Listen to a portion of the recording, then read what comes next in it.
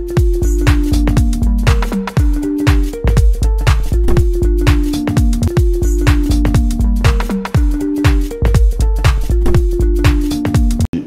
suis M. Bamba Kassoum, je suis maître artisan en tissage et impression. Je suis le président de la Chambre nationale des métiers de Côte d'Ivoire, qui est une institution consulaire créée par l'État de Côte d'Ivoire pour faciliter et défendre les intérêts des artisans auprès des pouvoirs publics, faire leur promotion et les encadrer et afin qu'ils soient formalisés pour être des véritables entreprises de métier.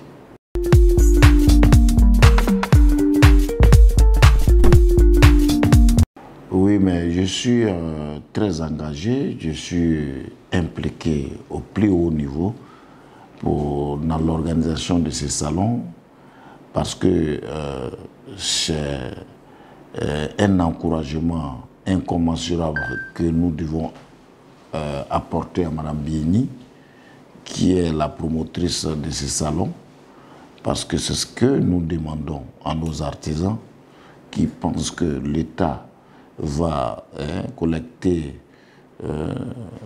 les ressources du contribuable pour leur donner sans avoir rien fait. Moi, je pense qu'elle donne bien l'exemple d'organiser quelque chose et faire connaître l'organigramme et l'organisation de la beauté ivoirienne, l'esthétique et le savoir-faire des artisans de Côte d'Ivoire en créant un salon international de la beauté à Abidjan. Alors, cela nous amène à l'encourager et à la soutenir au plus haut niveau.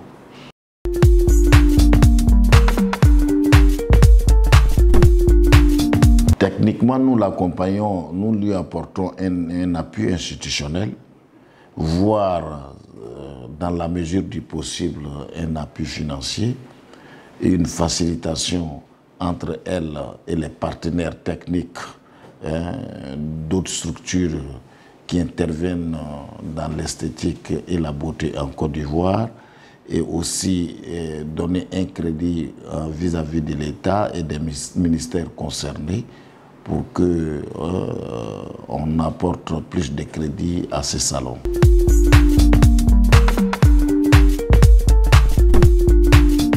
Oui, évidemment, un salon international parce qu'il y a des pays frères qui sont invités tels que le Burkina Faso, le Togo, le Cameroun et j'en passe. Alors, je pense que c'est pour vendre l'artisanat ivoirien à la sous-région et aussi permettre aux utilisateurs, en tout cas des produits de beauté, de faire la distinction entre le vrai produit qui peut entretenir leur santé et aussi le produit qui peut dégrader leur santé. Parce que l'esthétique, la coiffure est un pan de la santé. Voilà, c'est ce qu'il faut savoir. Parce que lorsque vous utilisez des produits, lorsque vous êtes dans le dynamique d'aller vous coiffer, c'est un non professionnel, vous risquez de prendre une maladie. Alors je crois que ce salon va en tout cas permettre aux acteurs eux-mêmes de savoir ce qu'ils doivent faire et de savoir profiter et se vendre pour le développement de l'artisanat de Côte d'Ivoire et afin de nous permettre de quantifier et de rentabiliser financièrement dans nos entreprises de métiers pour qu'ils puissent vivre de leurs arts.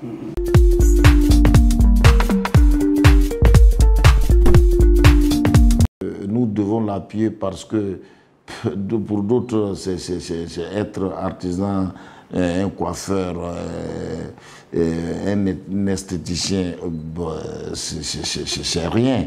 Alors, mais je pense que l'organisation de salon est la bienvenue et ça pourra faire, en tout cas, connaître et valoriser le métier. Notre rôle, c'est de l'accompagner. C'est pour ça que je vous ai dit que nous allons lui apporter un appui institutionnel. L'appui institutionnel, c'est de l'appuyer techniquement, mettre tous nos experts en développement de l'artisanat à sa disposition, être aussi son avocat auprès des partenaires pour dire que c'est une structure sérieuse et permettre à plusieurs partenaires de l'accompagner financièrement et pourquoi pas la chambre de métier dans la mesure du possible.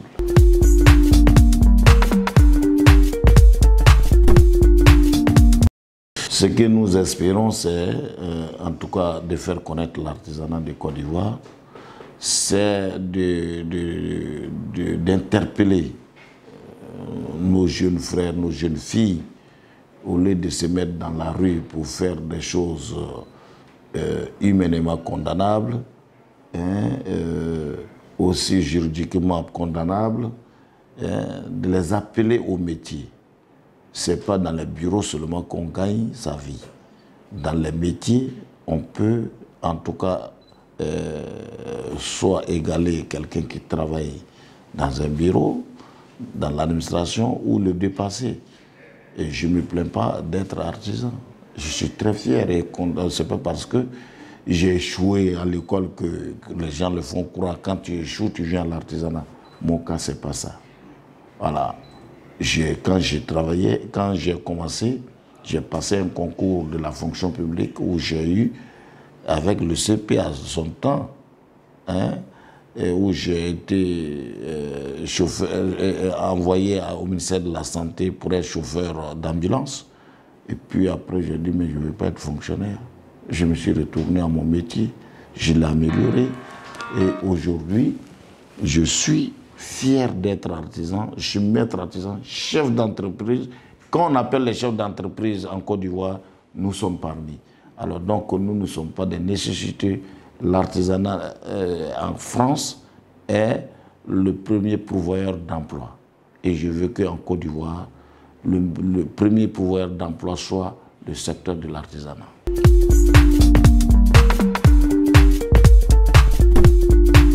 Alors l'appel que je lance, il faut que les artisans sortent de la mendicité. On n'a pas d'argent, on ne peut pas participer à telle chose, on veut tout avoir gratuitement. Il faut que nous soyons entrepreneurs et pouvoir organiser ces différentes activités nous-mêmes, se vendre nous-mêmes. C'est pour cela que j'appelle tous les artisans dans l'ensemble et particulièrement les artisans du secteur de la beauté de courir si vite pour venir parce que nous avons sollicité le parrainage du ministre de la Femme, Nassene Batouré, pour qu'elle vienne, en tout cas pour valoriser les femmes. Et je pense qu'on m'a donné la certitude et la confirmation qu'elle a donné son accord pour parrainer. Et je crois qu'elle est là pour défendre la cause des femmes. Et nous aussi, Chambre des métiers, nous sommes là pour défendre l'artisanat. Et aussi, le ministre Souleymane Diarra-Souba est là pour nous accompagner pour le développement de l'artisanat en Côte d'Ivoire. Au nom de tout cela, j'appelle tous les artisans de Côte d'Ivoire pour y participer. Moi, j'y serai. Je pense que les artisans y seront.